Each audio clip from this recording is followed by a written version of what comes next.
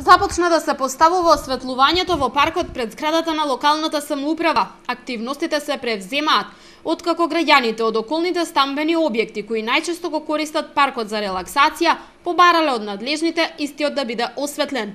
Алармирале дека не се во можност да престојуваат во паркот во вечерните часови бидејќи местото е неосветлено. На нивно барање дојде делегација до мене и на нивно барање решивме да го осветлиме паркот.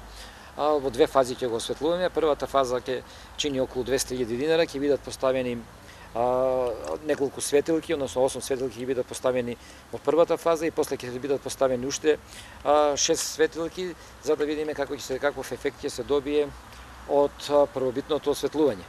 Работите, вели градоначалникот, треба да се одвиваат мошне внимателно. На местото има поставено и систем за наводнување, па ќе се внимава да не дојде до негово оштетување.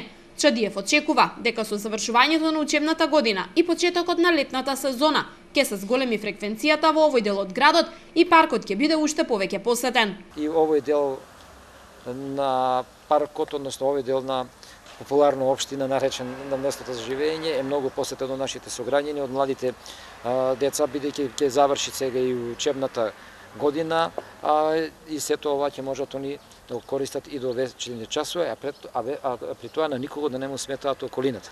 За колку време ќе биде готово? Па ние рачунаме дека ова ќе биде готово за 4 до 5 дена, ќе се постават каблите, мораме внимателно да работиме, бидејќи веќе има и систем поставено за наводнување, подземен систем за наводнување, да не би дошло до оштетување и ќе видиме ќе го обновиме и со неколку клупи овој дел од овој парк. По завршувањето на работите за осветлување на паркот кај општината, надлежните ќе преминат на осветлување и на други локации во градот.